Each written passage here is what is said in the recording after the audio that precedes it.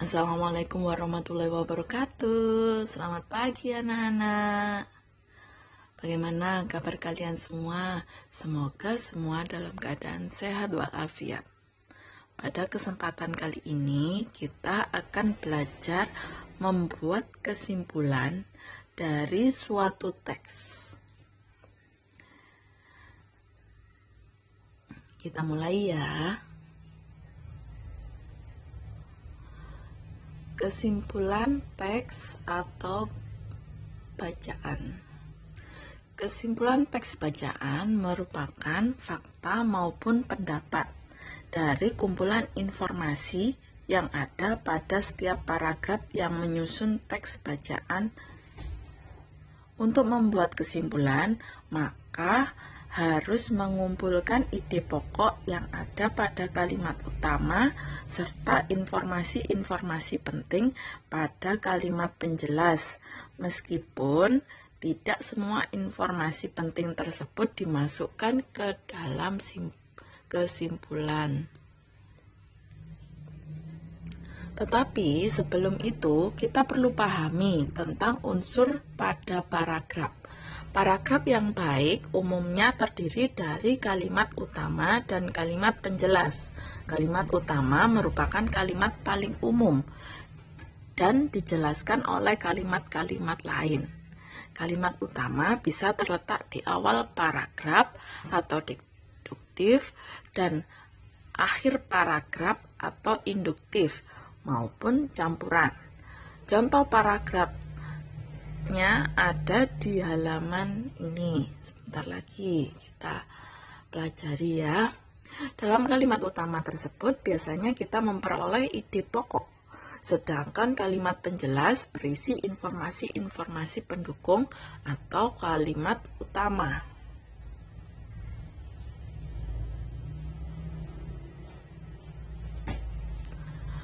Agar dapat membuat kesimpulan yang baik, maka ada beberapa langkah yang harus dilalui. 1. Membaca teks bacaan dengan teliti. 2. Menentukan kalimat utama paragraf. 3. Menentukan ide pokok paragraf. 4. Menentukan informasi penting kalimat penjelas suatu paragraf.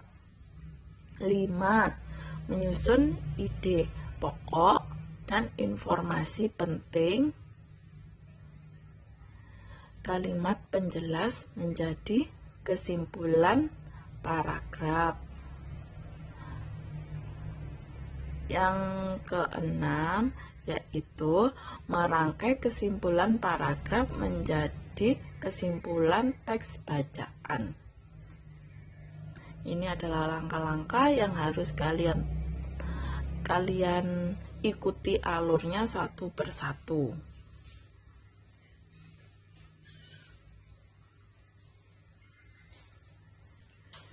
Kemudian di sini kita akan belajar menyimpulkan suatu teks.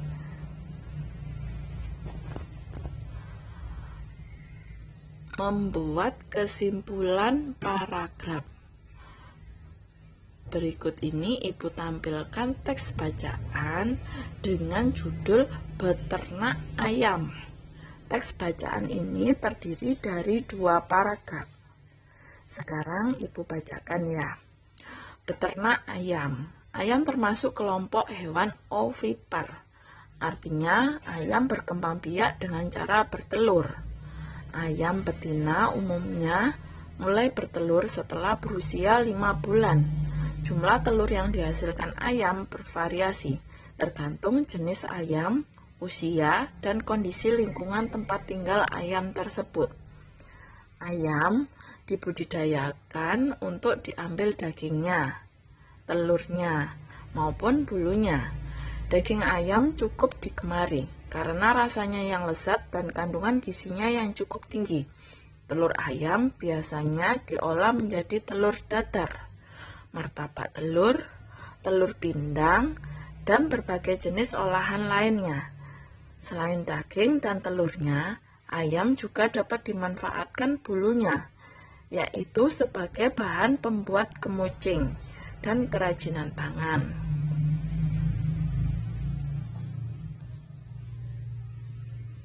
Ya, ini adalah dua paragraf dari bacaan yang sudah Ibu bacakan. Kemudian kita lanjutkan untuk membuat kesimpulan.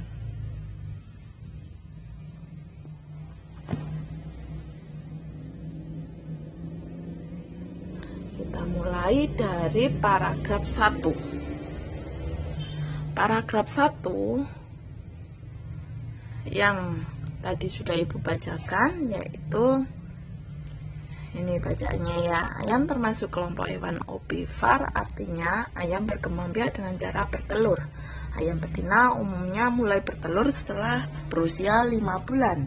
Jumlah telur yang dihasilkan ayam bervariasi tergantung jenis ayam, usia, kondisi lingkungan, dan tempat tinggal ayam tersebut. Ini adalah bacaan paragraf 1. Kemudian kita cari kalimat utamanya. Kalimat utamanya yaitu ayam termasuk kelompok hewan ovipar.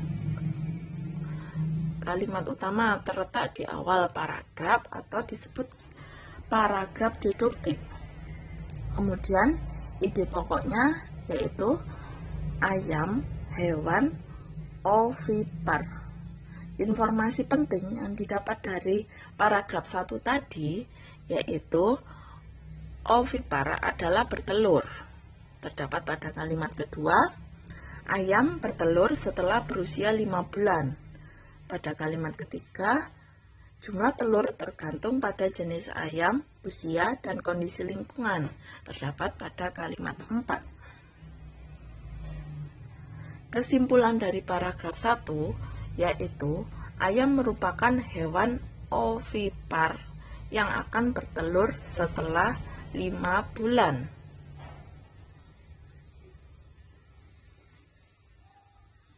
Ini yang kita peroleh dari paragraf ke-1 ya, kesimpulan dari paragraf ke-1.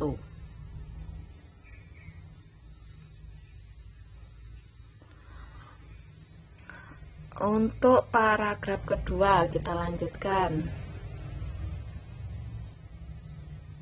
Paragraf kedua, bacaan yang seperti Ibu bacakan tadi. Ibu ulangi ya. Ayam dibudidayakan untuk diambil dagingnya, telurnya, maupun bulunya. Daging ayam cukup digemari karena rasanya yang lezat dan kandungan gizi yang cukup tinggi. Telur ayam biasanya diolah menjadi telur dadar, martabak telur, telur pindang, dan berbagai jenis olahan lainnya. Selain daging dan telurnya, ayam juga dapat dimanfaatkan bulunya, yaitu sebagai bahan pembuatan kemucing dan kerajinan tangan. Ini adalah paragraf kedua. Kemudian kita lanjutkan mencari kesimpulan dari paragraf kedua. Dari bacaan paragraf kedua yang Ibu bacakan tadi, kalimat utamanya yaitu ayam dibudidayakan untuk diambil dagingnya, telurnya, maupun bulunya. Dan kalimat utama ini terletak pada awal paragraf yang biasa kita sebut dengan paragraf deduktif. Ide pokoknya yaitu ayam diambil daging, telur, dan bulunya. Informasi penting yang kita peroleh dari paragraf kedua tadi yaitu daging ayam lezat dan bergizi. Pada kalimat kedua, telur ayam dapat dijadikan berbagai olahan. Pada kalimat ketiga, bulu dapat dijadikan kemucing dan kerajinan tangan. Pada kalimat keempat, kesimpulan yang dapat kita ambil dari paragraf kedua yaitu ayam dapat dimanfaatkan dagingnya karena lezat dan bergizi. Telurnya juga dapat dijadikan berbagai olahan dan bulunya dapat dijadikan kerajinan.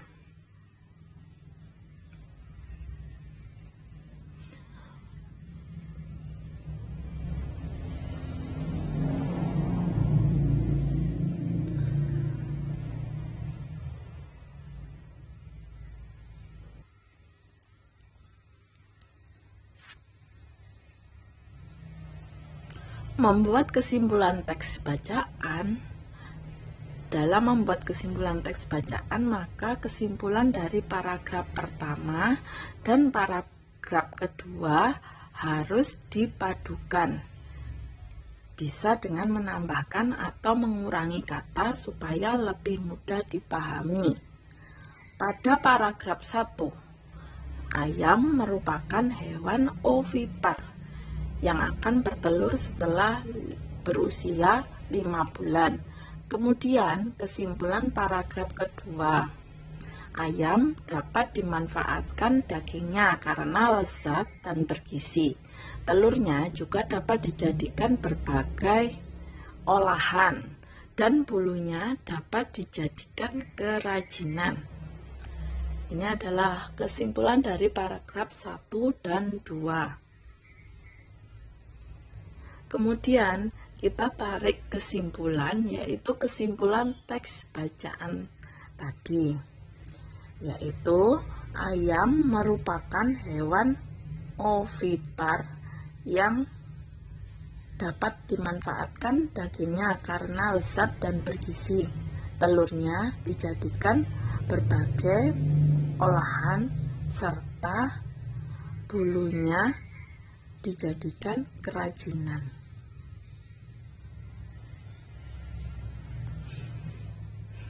Ya, ini adalah kesimpulan teks yang sudah Ibu bacakan tadi, cara menyimpulkan teks. Jadi kita cari kesimpulan tiap-tiap paragraf dulu. Setelah kita cari kesimpulan tiap-tiap paragraf, kita padukan antar paragraf tersebut menjadi satu kesimpulan, yaitu kesimpulan teks bacaan. Demikian pembelajaran Ibu tentang bagaimana kita membuat kesimpulan teks bacaan. Semoga bermanfaat. Tetap semangat, jaga protokol kesehatan. Wassalamualaikum warahmatullahi wabarakatuh.